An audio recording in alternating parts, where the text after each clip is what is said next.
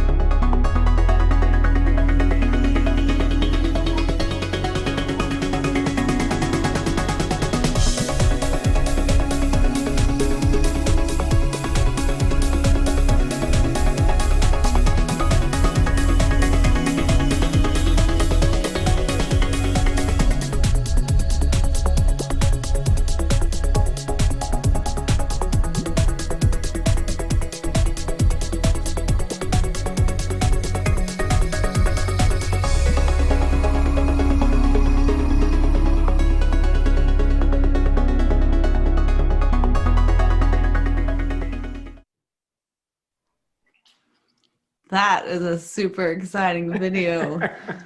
So everyone, if you don't know, say that again. A shameless plug to start off. That's wonderful. And I'm going to do some more shameless plugging for, if you don't know our good friend, it's always great to have him and have a discussion with the founder of Keto-Mojo, Dorian Greenow. Keto-Mojo has some exciting things happening. A new meter, this beautiful new app that you were just showing. We were showing that benefits for performance, but also in our medical treatments and for our medical professionals to use. You were showing that. So let's start it off with whatever you want to start there, Dorian, because there are so many exciting things happening.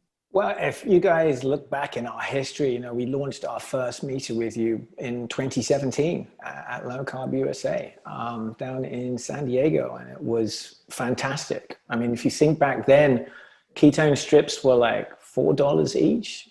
Testing was really costly. And then we launched and we dropped the price by 75% down to $1 a strip. And at that moment, for the people who first joined us, our founder club members, we guaranteed them to get $1 a strip for life. And the meter kit was like about $60 at that time. So we fast forward and now we're into our next generation meter, and it was really exciting. We launched on October 1. It takes a long time to move through the FDA, and we kind of like took a good look at all the different pinch points of our older meter and what we wanted to change and how we could potentially improve it for the betterment, not just here in America, but in Europe and globally, to have a product that could work on a platform that could scale up. Because however much we tried with our last manufacturer, we weren't able to lower the cost. And we kept on ordering more product, but they weren't willing to move. So we basically had a challenge of two things there. Either my last manufacturer was being greedy, or that they didn't have the manufacturing prowess to actually get a lower cost option. And, for America, our original business plan, if you remember, was test 3 times a day for less than the cost of a latte. $1 a test, it's $3, it's less than a latte. But if we think about us going into emerging nations that are now getting ravaged by Western diseases, we needed something that could certainly manage in those areas, but be affordable in those areas and have all the design requirements to work well. So this new meter is going to become our global meter. In Europe, it's known as the GKI, and in America, it's known as the GK+. Question is like, what's the difference? Well, the Europeans are a little bit more advanced, and they would actually allow us to do on-meter calculations for the GKI. You put it in GKI mode, And you put in the glucose strip, measure glucose, put in the keto strip, measure ketones, and then it will calculate that for you on the meter there and then. So you don't even need an app or anything to it. The FDA is a little bit slower. I mean, they were certainly slower in trying to get us our FDA certification. It was almost 10 months behind schedule, but we got hit by COVID halfway through. And so basically, you can do a glucose and you do a ketone test, and then on the app, it will calculate that back for you for the GKI. So we kind of like have this joke that the FDA put the cross through my GKI plan. So that's why it's called the GK Plus. That's funny. Interesting that there's two different scenarios and two different names, and but you're still able to. Every country has its own certification system. And this is, people up in Canada go like, when are you coming to Canada? And I was like, well, as soon as I can work my way through Canada Health's regulatory system. When are you coming to the UAE? As soon as I can work through the UAE's regulatory system, which we are doing. And so hopefully, we're now in all European nations except for Iceland. I think I've got to sort that one out because I had somebody come in our customer service saying, hey, what about Iceland? We're in Europe. Everybody forgets to forget about that little island. So I'll figure that one out. But our goal is to even if it doesn't make economical sense to go into that country, we will try and get it there in a correct legal fashion. So because we believe that we can empower outcomes by people utilizing a meter like ours. So that's the goal. Yeah, you can't manage what you can't test is one of the things you've talked about a lot. So if someone's able to measure their ketones, measure what their blood sugar is doing throughout the day with what they eat, with what they're doing, their activities they're doing, their stress level, and then they can monitoring it, managing it, and what they can do to maybe change it, right? Yeah, I mean, measurements is the first step that leads to control. Once you can control something, you can improve upon it. And that's the whole point. We're kind of like the training wheels a little bit. We help people find out what is their bio-individuality. There are some doctors out there that have been on your Low Carb USA series, like Dr. Eric Westman. He is a 20-gram total guy. That's his number. And then very strict. If you go 20 grams total, that you will get into the state of nutritional ketosis. But the question is, I ask for people is, do you want to live your life by the lowest common denominator? Like, what if you could do 40 grams of carbs or 50 grams of carbs? Would more food groups open up to you and you wouldn't want to sweat it? I know I've been keto since 2015. My metabolic flexibility now is massively high, like really higher than I don't even track macros anymore because it doesn't bother me. I just know how to live clean keto. But every time I test, I'm in ketosis, I'm doing extremely well. And, the need to test then actually diminishes over time. You test a lot to start off. And during that first period, as you learn the different foods, you learn what's right for you. But if you test and you're in ketosis, and you test and you're in ketosis, and if you test and your blood glucose is not getting more than 30 points rise during after a meal, and you're getting back to your baseline rather quickly, then do you need to test? And the answer is no. I'm going to be the only guy who runs a testing company that is saying that my measure of success is when you don't need to test. That to me is like, we have taught you how to shop the outer aisle. We have then created a market forcing function to functionally change agriculture in the United States. Think about that moment when everybody is now buying good quality fresh vegetables that have come from a local producer. What happens when people who can afford in their pocketbook to be able to have nice pasture-raised meats? We're going to be supporting family farmers of America. We're going to be supporting the sequestration of carbon using pasture-raised with regenerative agriculture. And then maybe with the work of what Nina Teicholz is doing with the Nutrition Coalition, that we can fundamentally change the nutrition guidelines. The fox is guarding the hen house. The USDA do the guidelines, and it is the USDA that is subsidizing corn, soy, and wheat which has created the obesity epidemic in America. It's the best experiment ever on a massive population of people, and the results speak for themselves. People who are dying early through obesity and metabolic disease. And so what we fundamentally need to change is those nutrition guidelines, because then that can affect policy. And perhaps people will understand that the Farm Bill needs to change. We are paying in America to subsidize death. And I think that is something that is tragic. For the first time ever, our children have a lesser life expectancy than their parents, with all these fabulous advances in medical care. That is shocking, and that's what we need to change. But we can only do it with a bottom-up approach, as Miriam Kalamian said, and a top-down approach. Bottom-up, people will change with their pocketbooks. Top-down, we can change policy. So, Dorian, you're talking about massive numbers here in terms of the number of meters that you have out in the market and all of that. So now suddenly you change to a new one.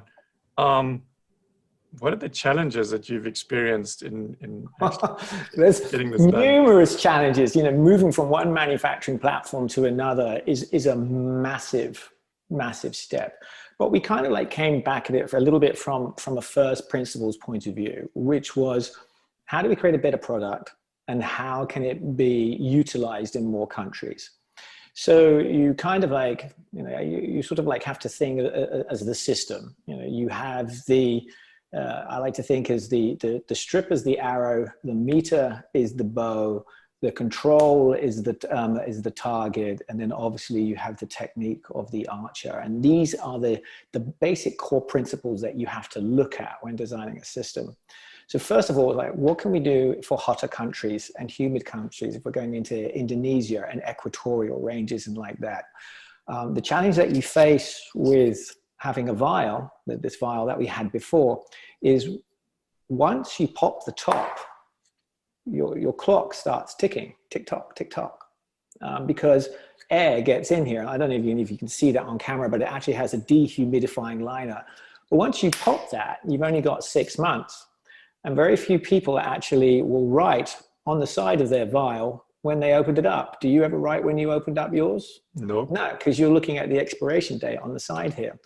Now, if somebody's changing and managing their insulin bolus and they've had their strips for maybe 8-9 months, these have technically gone beyond their date. So we move to being individually wrapped like that. Because we can now control 100% the humidity and the air that is in that individual piece. Which actually, in manufacturing, there's 13% humidity in the factory. It's really tightly controlled. And basically, when we seal it in, we're actually using a desiccant liner in there. We started off with the desiccant strip on our first group of manufacturers. That was the first set of strips that went out this last month.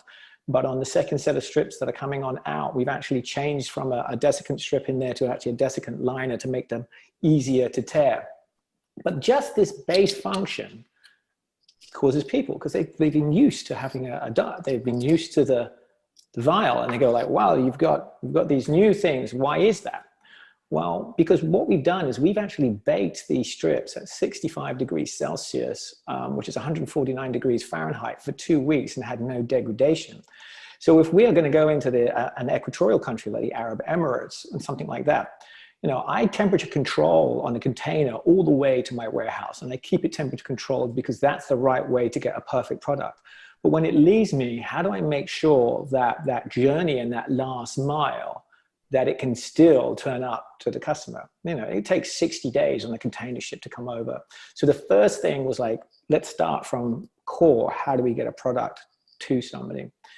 Then we looked at the actual meter itself, and it was how do we make it better? Do you remember I think I might even have done it with you guys when the old meter, and I told you how to set it up, is you'd have to pull out the back, you'd have to hunt for the little button, which is here. You'd have to press it, then you'd have to look onto the front, you'd see the date flash in, and then you had to advance it with the white button that was on there. Then you had to go to the back and you had to press it again, and then you had to repeat 19 times to go through all the settings as as you went through it, and I'm going to do 19 different beeps as I know this by heart right now to get there. And like, that is a pain in the ass. But when you make a meter, according to the FDA, the moment you make it and it gets signed off, that firmware is locked. I am not allowed to update the firmware. I cannot make any changes until I go to another one and go through the 18 months of FDA certification. So it was like, what could we do on this new one? So what we did is when your meter now arrives, on the back, on the battery, is a little pull tab. So there's no power on it, no nothing. And you basically download your app. I'm going to see if I can get this up here. Download your app like so. Move it in with a picture like that. So you've got your app downloaded. And then what you do is you just pull the tab. You'll see the Bluetooth icon flashing and you press sync. Done. That simplicity of setup was what we wanted to have occur so that when people are utilizing it, it is no problem. The other thing is coming back to where we were before. I don't know if you guys remember that with your ketone strips, we had to have a code key. The code key is what imparted the linearity of the enzymatic batch to the meter so that we knew exactly what range we were dealing with to be able to give the correct reading on the algorithm. So, you know, it cost us just over a couple $100,000, but we were able to get what's known as auto coding. That is, we worked really closely on the clinical trials and studies to make sure that we could consistently deliver the right band gap and algorithm to be able to go auto coding. And so now there's no code key. So there's this extra step, which was a problem, came out. And then last but no means least was the development of the app. Gosh, I don't ever want to go into software again. I have had a very expensive education. I think it would have been cheaper for me to go to Harvard and probably learn how to code than it is to design software. Software is hard. Software hardware interactions is even better. If you realize there's nearly 14,000 different Android phones that are out there. When you start looking at all the different model numbers, all the different manufacturers, all the different Bluetooth processors, and trying to make sure that it works 100% of the time, you know, that's a long tail. I think we got like 99 point almost 9 right now of getting it right. We had a latest release, you know, we had a little bit of a hiccup, and you know, I was like, what's going on here? And we had 28,000 users, and there were about 400 people that were having a problem. That was 0.001, I think. And we were like, why is this happening? This shouldn't. And we found out what the fault was, and we were actually releasing today the patch for it, but it took us about 5 days, 5-6 days. 5-6 days, people are not happy with me. And I totally get it. But the challenge you have with software is I have 1,000 people in my beta group. If one of those has a problem at the 0.001, we don't know whether or not that is a statistical anomaly or a trend. And so this is where we're butting up with the fact that we make people healthy. People don't use, of the hundreds of thousands of meters, if I remember that, I said I got only 28,000 that are now in use roughly. Everybody else has started to get themselves healthy, and that's a beautiful thing. But it means that your testing group gets a little bit smaller, which makes it more of a challenge on the software. But with the software, this is where we really could do something different, because we've built a secure, HIPAA-compliant, encrypted health cloud on 2 continents. It's on Europe to make sure GDPR compliance for Europe, and here in the United States. And we are now into, that means your data, if you choose to, can go to the cloud. You can choose not even to use the Bluetooth. You can just use the meter on its own. There are some people who I just want a meter. I don't want my data up there. Fine, don't use the app.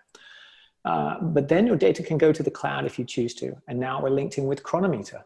Yeah. We're linked in with Biocanix. We are linked into Heads Up Health. We are linked into Senza. We are, we're at the growing list. I have a target list of 30, Apple Health Kit. By the way, if you're using our app, and there's a button in the back where you can write to Apple and say, please support ketones. Apple Health Kit does not support ketones. It only supports glucose. Please press that button and say, hey, I'd like ketones, please. And so we can get Apple Health Kit. We need everybody's help to try and do that. So we've built this so now we can interconnect to new health systems. I mean, telemedicine is huge. It is huge, but the doctors don't have the tools. And this is the challenge. Some of the EHR systems, these hospital systems, are outdated. They work on reports that come in like this. Boom, here's a report. I read the report. That gives me what history, what's going on. Well, you can have real-time telemetry. Real time, every morning, a doctor could go and say, I want to see everybody's blood glucose this morning. And that doctor should be able to sort all those blood glucose and say, I want to see everybody's got a blood glucose of 130, 140, because you know what? That's the person that's most at risk. And what you want to do is say, hey, I want to send an email to all of these people. And you as a doctor have linked into Chronometer and you've asked your people to track their records, what food. And now both of these pieces are coming on in. This is the first part of how AI or even just oversight can really start to manage patient outcomes. And you say, I want to see everybody's got a blood glucose over 130 and I want to see their food that is on that email. And then what you have is you have your foods flagged. And then you get an email from your nurse practitioner, your doctor, that says, dear Pam, we noticed you had a 130 blood glucose this morning, and we're a little bit concerned about that. We see last night you had some pizza and a Coca-Cola. What's up with that? We need to take a look and adjust to our favorite foods, which are these. The success on changing people is changing their habits. Why do people go to boot camp? Why does the military put people on boot camp? They're trying to change in those 8 weeks that person's habits so they can become the perfect soldier, what they need, but they have to break away from the old ones. How do we change people's lives through metabolic therapies? We change their habits. And you can't do that by saying, take this pill, come back and see me 8 weeks. Right. You're not getting to the underlying cause. And that to us is the most important piece, that we now have all the tools that are there for real-time telemetry data. We have the tools that if they would like it in a report, and we can connect into any EHR system. So any doctor out there, if we are not connected on your system, I'd like you to help us out. First, tell us what your system is. And second, please tell the IT people and say, hey, I want to see my patient's data. Because I can shout till I'm blue in the face. I've got it. We spent $1 million on software so that we can connect in with the highest level of HIPAA compliant integrity. But unless somebody asks for it, it's sort of like you won't get it. And unless you help me say, hey, we want to connect it in. And that's what we're getting from the community, which is great.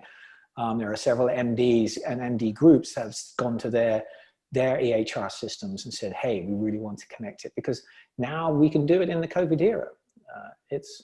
It'll be really, really cool. So we looked at every single part to create this. And then the last part was, how do we look after our customers? You know, the people we first met together back in 2017 at LowCarbUSA. So we could create a better product. We could get it at a lower cost. Oh yeah, I even forgot that bit. Dumbass me.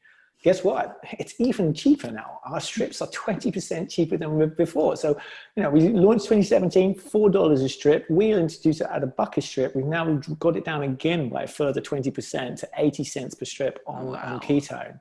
And we're going to continue that march down. That's my goal. I can only get there if I get scale. With scale, I can then be able to continue to march that down. And that's what we believe how to do it. And the meter itself, we first launched was $60 for the meter. It's now $45. So again, we brought the price down.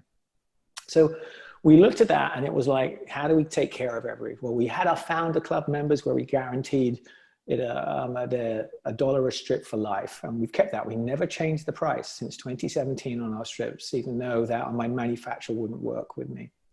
So what we did is we sent an email out to all of our founder club members, inviting them to trade up for just the cost of a replacement strips. Think about that. You can get a brand new combo pack of strips, and we're going to send them a free meter.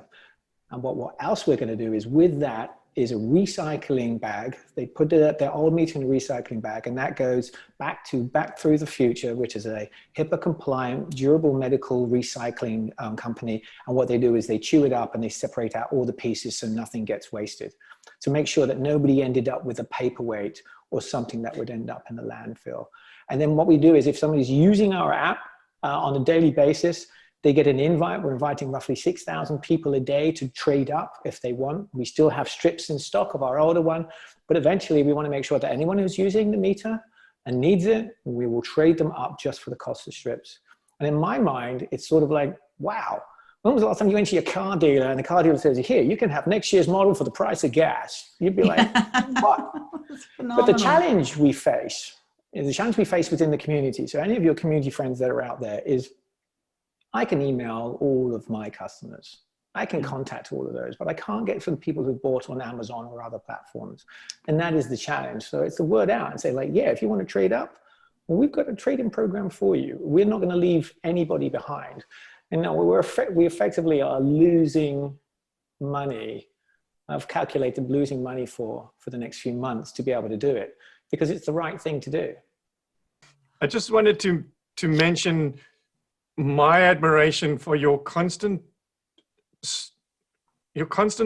striving to make things better. And a perfect example of that is that we got a set of strips from obviously your first batch for the new meter. And I remember sitting here and tearing those things open and really struggling either to tear it or to even find the strip in there because of the desiccant strip. And I thought, well, this is obviously a necessity to keep the humidity right and everything. And so it's something you just live with, you find ways to be more effective at opening it. And now here you talk about the fact that you've noticed that and now you've made it better and you now have the desiccant in the lining so that you don't have that issue anymore. Yeah, and we're also, another thing that we're doing is we're researching right now to actually make sure that to find another solution. We're using like a PET 12 foil composite on the strip.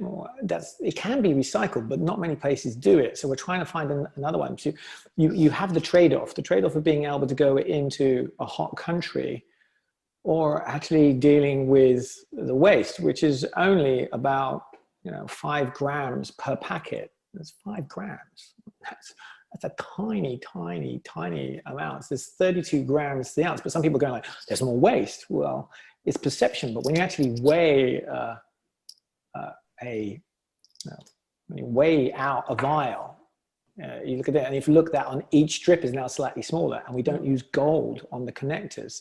There's many different things, but people have perceptions, and that's a hard part to work with in that respect. So our goal is always to try and continually improve with what we can do within FDA guidelines. Remember, I mentioned FDA guidelines kind of lock you in, and so that iteration of improvement is really, really hard. So when we changed from the desiccant strip to a desiccant liner, we had to redo the clinical trials for shelf stability. Well, that takes time. We'd already realized we had a problem 6 months ago, but we had to launch with the desiccant strip because that's what we had the clinical trials. Plus then, 5 months ago, we'd already started the aging trials where you run it through aging heat cycles and look at all the data to make sure that it will conform to the shelf standards of what you've actually laid down. And if it does, you can then make that change. And that doesn't involve having an additional resubmission to the FDA, but that's really, really hard to do that because you've got to make sure if somebody's adjusting their insulin, you've got to get this right. And that's why, there's a lot of just ketone meters out there and they're not even registered with the FDA at all. They don't have a 510K device registration. They might have an FDA submission to say, hey, I'm registered as somebody selling something. Anybody can get registered with the FDA, but to get a device registered, that's hard. And there's only about 3 or 4 of them. Yeah, Dorian, Keto-Mojo, Mrs. Mojo are so dedicated to the quality of product, improving quality, the cost of the product. We've talked about that.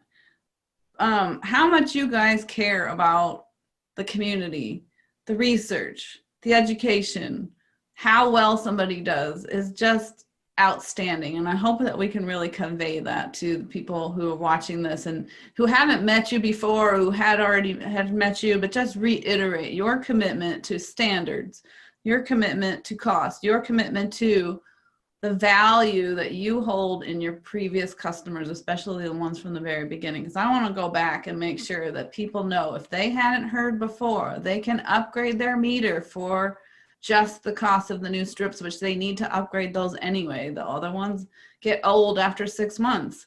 Something maybe they didn't know. Maybe we didn't all have in our head that we remembered. Those strips need to be upgraded anyway, and you're going to get the brand new meter. Yeah. Super exciting. The community, Pam, the community piece is what you hit on, is the most important bit for Gemma and I. And, the rising tide lifts all boats. Yes. And as you know, we stand on the shoulders of the clinicians and the researchers who put the time in to do the work. And the question was always it's how do we support these people? Because, I do make a living from the science ultimately. And that's why we set up the Ketogenic Foundation, as that was an important part for us. So by people purchasing on our website or coming to it, we are able to do things like we were able to help support you. And we have now all of those Low Carb USA videos available for free. 147 hours of the greatest minds in the metabolic health arena. And we are able to give away from that for free by being able to support members of our community in that respect. That to me is that information, that data set there is massive, because at the end of the day, prevention is the most important thing. I don't want people to get to the state where I was metabolically damaged. I was 210 pounds. I was on antidepressants. We should get there before that. And if we can give them the clear science, it's better. We need to make sure that we can provide all of these fantastic videos from these amazing doctors and PhDs so that other of their contemporaries can see it and get that aha moment. And, if it gets stuck behind a pay cloud, because that stuff is very expensive for you to make. So how do we help support that? So with the foundation, that's what we've done. And what's really exciting is I think in the next 60 days, we're going to introduce our new marketplace. And in the MyMojo marketplace, I think is the name we've settled on. And, at your events, you have all these fantastic vendors for doing different keto foods and keto things. And what we wanted to do was make associations with our friends in the industry. And if somebody comes on in and clicks and purchases that, we're not going to take a penny of it. 100% of those funds will go to the Ketogenic Foundation so that we can fund and support clinical trials, studies, and education to support metabolic health areas. As you know, there are new societies, the Society for Metabolic Health Practitioners. I think it's absolutely fantastic to get the doctors and healthcare professionals all together. There's the American College of Bariatric Surgeons. Where is that for the metabolic health? We need that. We need them to set their standards so that they have their contemporaries that they can work with to advance the science together. And the foundation being able to help that, to me, is a really important thing. And I think, we've so far funded it with just over $500,000. This year, we managed to raise further another 20,000 from people just clicking and buying stuff. And then we created an endowment for perpetuity. So the goal is to build the endowment in perpetuity. So it gets bigger and bigger. And then every year, as it's invested wisely, that investment can then be used continuously. And I think this is the important thing, to have this longer term mind and say, hey, we're not here for the quick buck. No, I don't have kids. What's my legacy? That I made $1, but that I made a difference. And I think that I think the latter is what I want, for sure. That gives me chills. Doug and I don't have children either, and this is our baby, you know, and you know, to be honest, we started the low carb ketogenic diet in 2015 as well. 5 years into it, we weren't very long into it when we decided to start Low Carb USA. Started out as we wanted to do some education and support the individual. Then we thought, let's put on a conference. One conference, we thought, we're almost to our 15th conference. And wow, is it 15? We just never realized the importance and what was going to come out of educating the medical practitioner, specifically so it became so important to us to know, and like, to go back to what you said, our medical practitioners who came to our conference, 90, I don't even know the percentage, but I want to say there's such a big percentage. It could be 90% of the doctor, the PA, the nurse practitioner, the nurse, the dietitian, were sick themselves when they found this. And yep. We want to mitigate that with the misinformation that's out there on diet, nutrition, and exercise for health, for metabolic health. If we can actually start the education process earlier, we've got so many people in the advocacy area. You know, Tony Martinez talks about this a lot in one of his missions. Unfortunately, he's not going to get into the Senate in New York this year. He pulled out of that race, unfortunately, with COVID and all the problems that he encountered. But getting this into medical schools early on, and we have to backtrack in education to our medical practitioners. Belinda Fecke posted something 2 weeks ago, about the education that our physicians are getting. Not only did they only get an hour of nutrition in medical school, but they've got, you know, hundreds of pages of pharmaceutical documentation that's supposed to be education on how to treat diabetes, type 2 diabetes, type 1 diabetes, any other metabolic conditions, high blood pressure, which the Unwins are going to set out on a new project going forward. High blood pressure outside of diabetes is one of the top health risks. And unbeknownst to many practitioners, carbohydrates and insulin hold sodium in, hold water in. When you lower those, the blood pressure often just magically, we want to say magically, but often comes down with the metabolic effects of lowering carbohydrate intake and sugar intake. Clearly shown in the Virta Health study. Yes. It was clearly shown an evidence base that was on there. And, you know, and what's the interesting piece is that's why, you know, Virta Health, they use our meter because we measure glucose and ketones. Dr. Eric Westman said that a ketogenic diet is prescription strength because it works so quickly and so effectively. And the biggest concern, and this is why, you know, you've got to be testing both glucose and ketones. If you're a doctor and you have a type 2 diabetic that is on medications, it works so quickly at lowering that. Your worry is a hypoglycemic episode occurring, and that's why glucose testing is so important, because you need to be able to de-prescribe quickly. Very quickly. De-prescribe. And whoever thought, you know, as a medical professional, they're taking people off medication so quickly. But they don't have a quick enough and effective enough system in which to do that. Not when they say, come back and see me in 8 weeks. You need telemedicine to be able to do that. You need to get real time to see that how quickly it works. And they are not set up. That's why we set up our our cloud to be able to deliver that.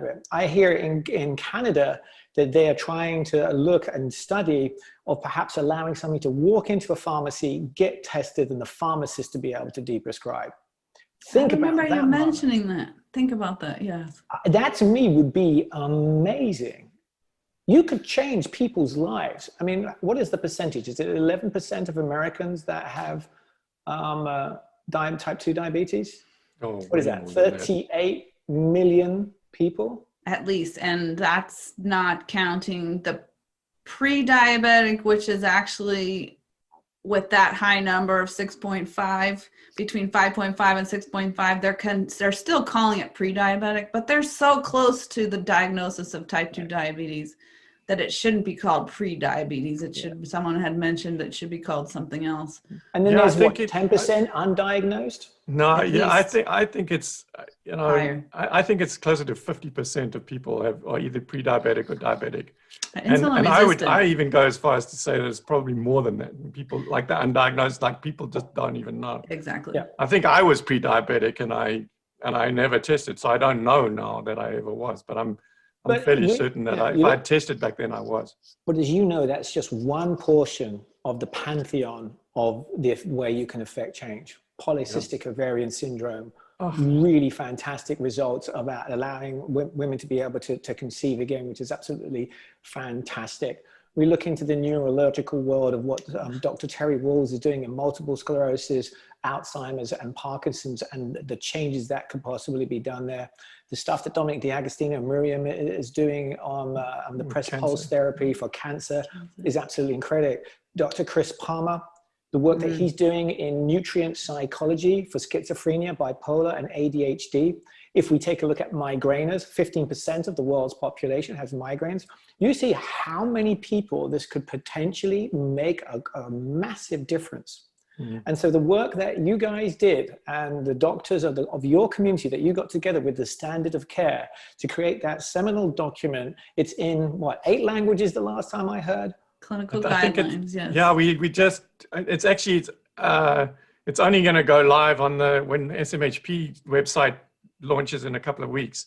That's the keystone, guys. We just got the Italian, the Italian translation, and we got a guy working on Malay, which should be out in about a month.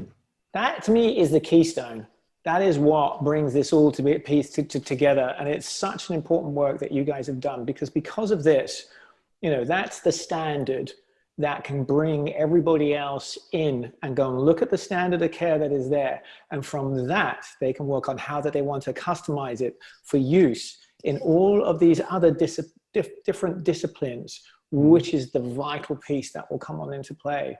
Yeah. That's the work being done behind the scenes. Thank you so much for highlighting that. You had actually said something earlier that I wanted to remind everybody. There's a big section on de-prescribing, and we were really excited right after the San Diego conference. Adele Haidt, who is the author of that, and the man we worked as a project manager on that project, we brought in all the leading experts from around the world to contribute. We had the physicians, physician assistants, nurse practitioners, dietitians from the community who had either attended that San Diego conference in 2018 or had communicated with us on social media to contribute any of their concerns, information, edits, whatever needed to go into that document. And it was cited in a small publication for the Certified Diabetes Educator Specialist. Every diabetes program in the United States has to have one of these people employed in their program. And they didn't put the article on the ketogenic diet and low carb recommendations for dietary blood glucose management as a recommendation, but they mentioned that the ADA has it in their guidelines now. They mentioned it that they want the certified diabetes educator specialist to be aware of the scenarios of their patient and client's health, what's going to happen when they go on a low carb ketogenic diet, because it said you will have patients who will come in and want to do this. We want you to know the parameters that you need to look out for, the parameters you need to watch for medications, what they're eating, but mostly the de-prescribing part, to watch for the low blood sugar, the low blood pressure, and any other side effects. And then the clinical guidelines document itself was actually referenced in their list of references at the end of the article. So good.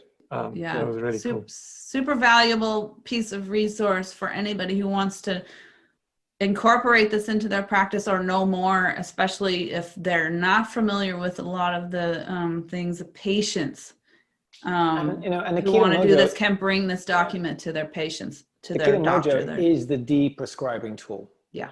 It is what you need. You need glucose and you need ketones. If you only have one piece, you're missing half the picture. You know, when you look at somebody testing ketones. The reason why they're asking you to test that is they're asking to make sure that they're getting compliance. How do you remotely make sure that somebody is keeping to what you need to do? If they are in a state of nutritional ketosis, then you actually know that they are being compliant to what they have been asked to eat. The asking of the eat is the taking of the pill. Verta Health study showed that they compared their compliance to somebody actually taking the pill, and I think 28% of people actually don't even take their medications. If you think about that. So you've got to think, well, how do I make sure that I have a greater success than somebody taking pills? Well, you can't test for somebody taking your pills. It's very expensive because you have to have a big old panel, but you can actually test to see if somebody's in nutrient ketosis. It's done. 10 seconds. Data goes back to the mothership. Mothership knows that their X number of people are doing what they need to do. Guess what that does? That affects outcomes. Then the next thing they know is that deprescribing in those first 30 days, very important. They keep on top of that. They manage it. They get through that piece. And then after that, it's plain sailing. Because you just get through those 60 days, that boot camp that is needed to change that person's habits and lifestyles. And as they start seeing their blood glucose come down, as they see themselves coming off the medication, they get the biofeedback that they've got this. They get their control back. And that to me is an important thing. But you can take control of your life. You do not have to be the long goodbye that is type 2 diabetes. No, it's sickening the number of amputations that are being done in this country. Yeah. You know, people say like you don't eat carbs as if like I'm like a 7-headed hydra. Well, you know what's horrible? Dialysis. You're going to accept that taking the blood out of the body, putting it back in the body, that's okay. But not eating carbs for some reason is like, whoa, you're like in woo-woo land. That to me is about losing a leg. That's horrible. Dying. Going blind, losing a kidney. Right. But that seems to be acceptable for you to carry on as normal. So for me, it's kind of like, it's definitely, you know, if we can have that market forcing function of getting people to shop the outer aisle, to leave the garbage morgue in the middle of the supermarket, will change. And then, but you need to go now. You know, remember when we back in 2015, I couldn't find riced cauliflower. Now I can find riced cauliflower. I couldn't find cauliflower tortillas. Now I can. It was hard to find cheese crisps. Now I can. Can I see greater ranges of great artisan meats and saucisson and things like that? Yes, I can. Yes, you can. You can now, you're seeing them coming out in all sorts of places because market forcing functions work. Most Americans change how they spend their money. I can bet you there's going to be some food company that wants to jump onto that. And that's how we change farming. I would like to see more sustainable, more, you know, I don't know if you have Sprouts in your area. It's a natural food store, farmer's market type food store, you know, not in a community outdoor setting. But they actually have labeling on a lot of their products now. It says keto, and it'll be on the nice fish product that they have in their seafood department. It'll be on a few of the meat products. It's not just on, but it is on the almond flours and the different kinds of low glycemic, low carb flours and sweeteners. You know, I just want to touch on those things. You know, just because something's got keto on the label does not always necessitate that it is keto. And this is the challenge. And this ingredients. Is what we talk about bio-individuality. There are some people that are insulin sensitive that they really shouldn't be doing almond flours because it's still got too much of a carb count. You know, almonds kind of like in the middle of the road where there is on nuts. Cashews are awful for the number of grams that is in there. But on the great nuts are the macadamia nuts and the Brazils and those, because they got very low carb counts and high fat content to them. So you have to be really careful about that. And that's why we always go back to bio-individuality. You know, people say, will this kick me out of ketosis? Test. I don't know. Check it. Testing, you know, if it does, you go, well, what am I going to do? Well, for me, you know, as you know, Jeremy and I love wine. It is our Achilles heel And so we now test more for wine than anything else. Now, if I had an extra bottle that I shouldn't have had that evening together, maybe I was overserved, and then I wake up in the morning and I'm seeing my ketones maybe at 0.9, 0.6, just above that threshold. And I like to be between 1.1 and 1.7. Quite simply, I fast. I won't have any breakfast. I'll probably skip my lunch. Bomb, my ketones come right back up to where I was. Now, I wasn't out of nutritional ketosis, but because of me and my antidepressants that I was on, I choose to be in this particular zone. And I think the one-size-fits-all approach is what a lot of people need to understand. What somebody is using for type 2 diabetes and how they approach that is going to be different to somebody who's doing it for nutrient psychology. It will be different for somebody who's weight loss or an athlete, or it's for cancer. Each one has a different style of keto. And you have to dial it in for what is right for the for what you're trying to achieve. Yeah, that's a great point. Doing it for epilepsy, or doing it for an active condition or prevention, or maybe two different things. I'd like to address prevention a little bit. So guess what?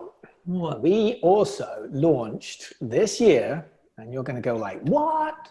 We actually introduced a urinalysis strip. I wanted to bring that up because I was going to talk about blood versus ketones versus right. And people, urine. you go like, we've been banging the drum, blood's the way to go, blood the way to go. And yeah, blood is the way to go. It is the gold standard. So why did we introduce a urinalysis strip? And I'll tell you, it's pretty simple. One, maybe in the first week or two, they have a value. This is where the person who doesn't really they want to dip their toe in the water. It's the only way I can do it. They want to dip their toe in the water. They're like, I don't want to go there. Now, if I was a professional, I'd go like, just go to blood. That's the right way to go.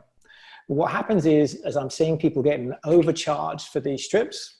So most strips are about $7. We're introducing them right now at $5.95. So first thing we've done is lower the cost, like we said before.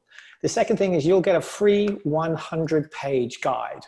So you don't have to go to the interwebs to get the woo-woo stuff. There's going to be a 100-page guide that goes to that. And lastly, when you are ready to trade up to a meter, we'll actually give you a coupon for the cost of what this was for you to trade up. So you can start keto, and at the end of the day, you will not be out of pocket in any way, shape, or form. They are only available on Amazon because I can't ship this for free to everybody, as otherwise I would. But if you're an Amazon Prime member, you can get it for free on your Amazon Prime. So this is a brand new tool that we're really pleased to bring on out. So that, again, it's that, how do we get to more people, help them, prevent them, and introduce them to the ketogenic community? Yeah. So if you are yourself just starting a ketogenic diet, you can start measuring with the urine strips. It'll show you a range of what your urine ketones are. If you're a family member who has another family member starting, if you're a doctor who has a patient starting, this can kind of give them an idea. Is there carbohydrate restriction? When we like to call their therapeutic carbohydrate restriction, if your doctor's prescribing this to you, the urine is going to show this many ketones, this many ketones, this many ketones as you get into ketosis. It shows the acetoacetate, but there are drawbacks on that. The strips were originally designed for ketoacidosis, so that's a much higher millimole level. Eventually, your body does not waste acetoacetate in the urine. And so what happens is people who are using this as a guide, after a while, they're going to be steer along the wrong path, because they will get despondent because they're seeing their levels go down, and they go, well, I'm doing everything right. I think I'm doing it right. And then what they will find out is like, A, they don't know whether or not they are or are not in ketosis. And B, they could be in ketosis, but don't know it, but then are getting concerned about it. And that state of that can also push, that concern can then push up the cortisol again, because they're now stressed, and you don't want that. And that's why we wanted to deliver a product with that the original pilot name was Truth Strips, but we thought that was a bit funky. And then we got some really kind of like like piss offs and wizards and other things like that. And in the end, we're like, that's even a bit too funky for Keto-Mojo. So we ended up with Keto-Mojo urine strips. Very simple on that one. You know, and we also had the other one was Project First Week to say, hey, it's the first week. But you know, it really is kind of like saying, hey, here's a guide, here's a method, here's a pathway. Understand your progression on your journey, because everybody's going to have their own journey. And how do we meet them earlier and not take advantage of people and give them every single tool. I mean, if you look at our website, we make 15 new recipes every month. We introduced a new shopping guide, where they go like, I want to cook those ribs and I want that appetizer and I'd like this and I'm having dinner for 6 people, shopping list. Boom, print everything out, you're ready to go. You've got all your instructions on how that, and we also wanted to show how beautiful and appealing the food is and have all of your macros there at the same time. Yeah, that's the thing is like people don't, you know, you hear all the time, like people saying how restrictive it is and everything. And that is just ignorance, because it is absolutely the opposite. Now you add fat back in, everything tastes better. And there are just so many things that you can suddenly eat and cook now that you were banned from eating or cooking before because of you know, the low fat thing. So last night, Gemma did a simple, it was chicken breasts that were stuffed with this cheese sauce and bacon, and then cut with a little bit of asparagus. We had broccoli rabe. No, actually, it was Swiss chard from the garden. So we cut out some Swiss chard from the garden. That was done with a little bit of olive oil and red pepper flakes, and just a little smattering. We're okay with dairy, so we did a smattering of Parmesan over the top. You know, that was just bung in the oven for 10 minutes, just to get a nice crisp on the Swiss chard. You know, we cooked up in the oven for the chicken. It was delicious, and it wasn't a lot. You know, it was just pretty easy in that respect, and delicious too. A nice little shakalina. What glass of wine with it, all sorted. We had a beautiful evening, beautiful food. It can be gourmet if you want it to be gourmet. It can be really simple. Like Doug and I, the other night, I had got this on sale for like $1.99 a pound for a big 5-pound thing of mince, or ground beef, as we would say in the U.S. And I literally cooked a big pan of 5 pounds of ground beef. I spiced it up with some little curry spices this time. You know, sometimes I'll just do a savory, easy. It takes like 15 minutes, and that's food for a week. We're okay with dairy, so we and sometimes we'll make it like a cheddar burger kind of dish and serve it with some avocado. Super easy, super inexpensive, and very tasty and filling. Good. Yeah, I mean, that's what we want. It is. So guys, we're running way long here. I know. Before we go, can we do one thing? I just want to do one thing before we do that. Dorian, can you please go over the GKI before we go, and then we'll let everybody go on that. Yeah. GKI, that's where we've got the GK Plus. And this is Professor Thomas Seyfried of Boston College. And he first came up with that he posited it's the relationship between your glucose and your ketones is vitally important when doing a metabolic therapy, especially for cancer. Otto Warburg says that cancer is a metabolic disease and it's feeding on glucose. So you want to try and get your glucose down and try and get your ketones up. Now, this is for a cancer therapy, but what we are beginning to see that this is having far more pertinence in the entire pantheon of that. Because like we said, you've got to look at both sides of the coin. So for a cancer therapy, trying to get under 1, and basically what you're doing is you're taking your glucose measurement in milligrams per deciliter, dividing it by 18 to get it into millimoles, and then dividing it by your ketone measurement. Well, trying to do a calculation every time is a pain in the ass. So just measure your glucose, measure ketones, and we'll show it on the app instantly so that you can track. I find my GKI number is far more stable. I measure about an hour after waking in the morning, and I find a greater degree of stability over that line because glucose bounces around a lot, and in the association with ketones, there's a much easier number to track. 1 is really, really hard to get. You've got to be in severe caloric restriction to be able to do that. or really super fasted to get those high ketones. Therapeutic is roughly 1 to 3. A deep state of ketosis is 3 to 6. Light nutritional ketosis is like 6 to 9. Now, according to Professor Seyfried, you're not in what he calls GKI ketosis over 9. But that could still mean you could have almost a 0.5 ketone level. But if you've got high glucose at the same time, it'll change your ratio. Right. So Volek and Finney said 0.5 and above is what the range of nutritional ketosis is. But here with the GKI, you are bringing in that glucose measurement and partnering it, marrying it with your ketone, so you get a much nicer picture. That's why we chose in Europe to call it the GKI. Here in America, it's called the GK+, but our meter, our app calculates it all for you. So you can have great trends over time, and you can see exactly how you're doing it for your personal journey. Phenomenal. Yeah, that's very cool. Good place to call an end to this. We made a commitment with our podcast in the beginning to keep it to 20 minutes. Oops. Sorry. This is about 4 times that. Edit. Jimmy didn't tell me. If you told me 20, I'd have kept it down. Oops, we could sit here and talk all day, and we probably will carry on talking once we officially end this.